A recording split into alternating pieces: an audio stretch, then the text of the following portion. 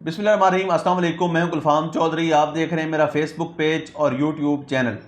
पाकिस्तान की सियासत में अहम तरीन डिवेलपमेंट्स हो रही हैं और मुसलसल डिवेलपमेंट मुतवक्के हैं। इस हवाले से हमारे साथ मौजूद हैं इमरान रियाज खान साहब। उनसे जानते हैं कि पाकिस्तान की सियासत के अंदर कौन सा बौछार आने वाला है और कौन सी नई डिवेलपमेंट्स मुतवक्के हैं। पहले उनकी बात सुनते हैं, फिर उस पर बात करते जो हैं। ईरान के हथियार हैं जो बड़े खौफनाक हैं, जिन्होंने इस वक्त मुसीबत डाली हुई है, मैं उनके बारे में आपको थोड़ा बता देता हूँ। एक तो ये है कि जो आबनाए हरमस की बंदिश है, ये दुनिया के लिए एक डरावना ख्वाब है और ईरान के पास ये कैपेसिटी है कि इसको लंबे अरसे तक बंद रख सकता है। अब दुनिया भर की कंपनियां जो है वो खसारे में जाना शुरू हो जाती हैं और आपको पता है दुनिया की सबसे अमीर कंपनियां ऑयल की और सबसे बड़ा बिजनेस जो है, one of the biggest businesses in the world, ये ऑयल मार्केट है और इससे दुनिया की बाकी सारी मार्केट कंट्रोल भी होती है। तो यहाँ पे जो ये बंदिश है, इसके नतीजे में खलीजी ममालिक का बहुत नुकसान हो रहा है। अमेरिका पे और यूरोप पे दबाव बढ़ रहा है। यूरोप में जो गैस की कीमतें हैं, यूरोपियन गैस की, वो लगभग 50% तक ऊपर जा चुकी हैं और मज़ीद ऊपर चली जाएंगी। $85 फी बैरल तक, यानी $5 मज़ीद इजाफा हो गया है और ये लगातार इजाफा होता चला जा रहा है आलमी मंडी में तेल की कीमतों में। ये चीज़ दबाव बढ़ाती चली जाएगी। दूसरा एक और बड़ा खौफनाक हथियार जो ईरान इस्तेमाल कर रहा है, ये दो जिनको वो फिजिकली यूज़ कर रहा है, एक उसके क्लस्टर बम्स हैं। इन्होंने इसराइल को और अमेरिका को बहुत हैरान किया, ख़ासतौर पे इसराइल को, इसलिए कि इसराइल के शहरों के ऊपर वो ये क्लस्टर बम फेंकते हैं। ये क्लस्टर बम होता क्या है, मैं आपको बता देता हूँ। ये एक ऐसा बम होता है जिसको जब कोई फायर करता है तो एक मखसूस फासले पे पहुँचने के बाद, इससे पहले कि इसको इंटरसेप्ट किया जाए, ये एक बम बहुत सारे बमों में तब्दील हो जाता है और आगे से ये बारिश कर देता है बमों की। तो ये क्लस्टर बम है। ये अमेरिका ने मारे थे अफगानिस्तान के अंदर और भी कई जगहों पे मारे हैं उन्होंने। तो ये जो क्लस्टर बम है, ये इसराइल के ऊपर ईरान इस्तेमाल कर रहा है। हैरत की बात यह है कि ईरानी साइंसदानों को लगातार निशाना बनाया गया गुज़िश्ता कई सालों में, लेकिन इसके बावजूद उनके हथियारों की तैयारी को रोका नहीं जा सका। उनके मिसाइल भी तैयार हैं, उनके ड्रोन भी तैयार हैं और लगातार तैयार हो रहे हैं। ये जो क्लस्टर बम है ईरान के पास, ये 80 दीगर बमों में तब्दील हो जाता है। यानी इससे पहले कि इसराइल के इंटरसेप्टर्स या आयरन डूम या पैट्रियट दिफाई सिस्टम वो इसको निशाना बनाए, उससे पहले ये बहुत सारे बमों में तब्दील हो जाता है और फिर ये आग की तरह ज़मीन के ऊपर बरसता है। आपने बहुत सारी वीडियोस देखी होंगी कि अचानक से बहुत सारे बम फिजा से ज़मीन की तरफ आते हैं। ये क्लस्टर बम है और इसने भी एक मुसीबत डाली हुई है, क्योंकि इसको रोकने का कोई सिस्टम होता नहीं है, इसको आप रोक नहीं सकते। और दूसरा बड़ा मसला जो ईरान के ड्रोन्स हैं, जो वो इंतहाई कम कीमत में खुद तैयार करता है। यानी आलमी मार्केट में उसकी कीमत $20,000 से लेकर $35,000 तक है। अब ईरान को कितने का पड़ता है ये तो आप अंदाज़ा लगा सकते हैं कि जब आप खुद तैयार करते हैं तो आपको और भी सस्ता पड़ता होगा। तो इन ड्रोन्स को रोकने के लिए, यानी ड्रोन तबाही तो फैला रहे हैं और ये बहुत सस्ते ड्रोन्स हैं, लेकिन जितनी तेज़ी से ये बन रहे हैं, जितनी तेज़ी से ईरान हथियार बना रहा है, उतनी तेज़ी से इन हथियारों को रोकने वाले हथियार नहीं बना पा रहे। यानी ये आपको वजीर खारजा अमेरिका के उन्होंने ये कहा, मार्को रूबियो का स्टेटमेंट है कि ईरान 100 से ज़्यादा तैयार कर लेता है हथियार एक महीने में, मिसाइल, जबकि उनको रोकने के लिए 7 से 8 तैयार होते हैं एक महीने में। तो ये एक अदम तवाज़ुन है। और दूसरा ये है, कीमत का फ़र्क बहुत ज़्यादा है।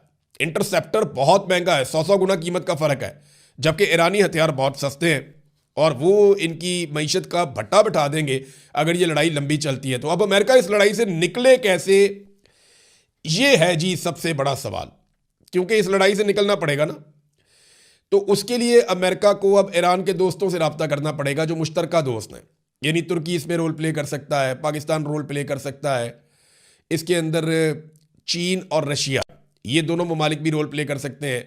अक़वाम मुत्तहिदा का प्लेटफॉर्म भी इस्तेमाल किया जा सकता है। तो अमेरिका एक मरतबा तो ऐसा लगता है कि ज़ोर और ताकत का इस्तेमाल करने की कोशिश करेगा, लेकिन अल्टीमेटली उसको ये लड़ाई रोकनी पड़ेगी, क्योंकि अमेरिका के इत्तेहादियों का इसमें ज़्यादा नुकसान हो रहा है और एक बदएतमादी फैल रही है।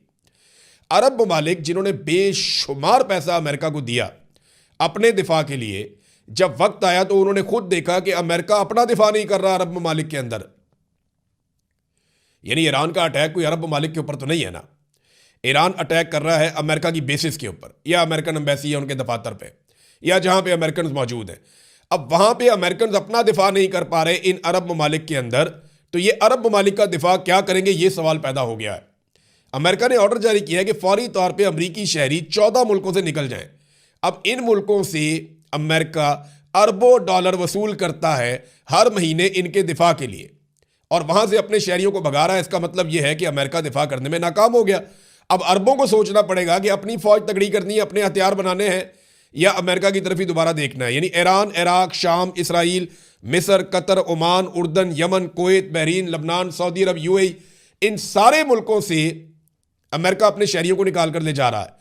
अब इन मुल्कों में से अक्सरियत को यह सोचना है कि हम अरबों डॉलर अमेरिका को देते हैं अपने दिफा के लिए, वो अपना दिफा हमारी सरजमीन पे नहीं कर पा रहा, तो हमारा दिफा क्या करेगा। और इसराइल के दिफा के लिए अमेरिका ने पूरा जोर लगाया। जो इसराइल की शहरों की हालत है वो भी आप देख लें, फुटेज अवेलेबल है, हर तरफ आपको फुटेज नजर आ जाएगी। इराक में एक ग्रुप है, मज़ामती ग्रुप, उन्होंने इराक में एक होटल है जहां पे अमरीकी फौजी मौजूद थे, उसको निशाना बनाया है। ये एरबल होटल है और यहां पे उन्होंने दावा किया कि अमरीकी फौजी मारे गए। अब अमरीकी फौजी कितने मारे गए इसके बारे में हम कुछ कह नहीं सकते। अमेरिकन तो बहुत कम तादाद बताते हैं, वो बताते ही नहीं है। अमेरिकन अफगानिस्तान और इराक के अंदर भी अपनी लाशें छुपाते थे, वो नहीं बताते थे उनके कितने फौजी मारे गए। लेकिन यहाँ पे ईरान जो है वो दावे बहुत बड़े बड़े कर रहा है। ईरान का ये कहना है कि बहुत बड़ी तादाद में उन्होंने अमेरिकन को नुकसान पहुँचाया है। नादरीन, ईरान में 160 तालबात, 165 तालबात थी। ये 7 साल से 12 साल तक की थी। इनके ऊपर सबसे पहले हमला किया गया था। पहले दिन के अटैक के अंदर ये शहीद हो गई थी। अब इनका नमाज जनाजा अदा की जा रही है, इन बच्चियों की। और नमाज जनाजा के लिए जिस तरह इनकी कब्रें बनी हैं, ये मनाजिर पूरी दुनिया को हिला कर रख दिया है इन्होंने। 165 मासूम बच्चियाँ, 7 साल से लेकर 12-13 साल तक की उम्र इनकी, और इनको बमों से आग बरसा के मार दिया। किसने? अमन के देवता ने। इनको मारा उसने जिसको शहबाज शरीफ साहब ने कहा कि इसको अमन का नोबेल इनाम दिया जाए, डोनाल्ड ट्रंप। और सारे सपोर्ट कर रहे हैं, बिलावल भी सपोर्ट कर रहा है, मरीम नवाज भी सपोर्ट कर रही है। और ये जब तस्वीर सामने आई इन बच्चियों की तो कोहराम मचा हुआ। और ईरान में इतने बड़े पैमाने पर लोगों ने निकल कर नमाज जनाजा अदा की है कि कोई अंदाज़ा भी नहीं लगा सकता था। थोड़े अरसा पहले तक कोई टाउट्स वगैरह दिखा रहे थे, जनाब ये 10 बंदे नाच रहे हैं या 15 बंदे नाच रहे हैं खामनाई की शहादत पे। लेकिन उसके बाद आपने देखा कि अब वो सारे खामोश हैं कि इतनी बड़ी तादाद में लोग निकल कर आ गए इन बच्चियों की नमाज जनाजा पढ़ने के लिए। इसराइली बंकर्स के अंदर बैठे हुए हैं, अमेरिकन से हज़ारों मील दूर बैठे हुए हैं, जबकि ईरानी सड़कों पे खड़े होकर जंग का मुकाबला कर रहे हैं। ये फ़र्क तो है, ये फ़र्क है। नाज़रीन, एक सवाल और पैदा होता है, मैं ये पाकिस्तान में आने से पहले आपके सामने रखता हूँ कि अगर अमेरिका यहाँ से बेइज्जत होकर निकलता है तो क्या वो सुपर पावर होने का अपना स्टेटस अब बरकरार रख पाएगा? देखिए, अमेरिका अपनी इज्जत खो रहा है। अब यूरोपीय ममालिक उसकी बात नहीं मानते, उसे आंखें भी दिखाते हैं। दुनिया में जो उसका सिक्का चलता था वो अब वैसे नहीं चलता। अमेरिकन अपनी वक़्त खो रहे हैं और चाइना बहुत तेज़ी से आलमी उफक के ऊपर एक जाइंट बनकर सामने आ रहा है। इस पर हम वीलॉग ज़रूर करेंगे, मैं बहुत सारी तफसीलात और चीज़ें आपके सामने रखूँगा। अब आ जाए पाकिस्तान के मामलात पे। पाकिस्तान के ISPR ने ये खबर लगवाई सीनियर सिक्योरिटी ज़राए कह के कि पाकिस्तान नेक्स्ट। जी बिल्कुल, जिस तरह से आपने सुना, इमरान रियाज खान साहब ने पाकिस्तान की सियासत में अहम तरीन डेवलपमेंट्स हमारे सामने रखी और उन्होंने बताया कि पाकिस्तान की सियासत में कितनी बड़ी तब्दीलियाँ मज़ीद मुतवक्के हैं। यानी इस वक्त पाकिस्तान की सियासत इंतहाई मुतनाज़ बनी हुई है और सियासत से ज़्यादा मामलात अदालतों के अंदर चले गए हैं। लेकिन इस सूरत हाल के अंदर फिर भी अगर ये सियासतदान इकट्ठे होकर बैठें और पाकिस्तान के अंदर जमहूरियत की बहाली के लिए कोशिश करें तो कोई ना कोई मुतवाज़िन रास्ता निकल सकता है। अल्लाह पाक वतन अजीज़ का हामी और नासिर हो। पाकिस्तान जिंदाबाद।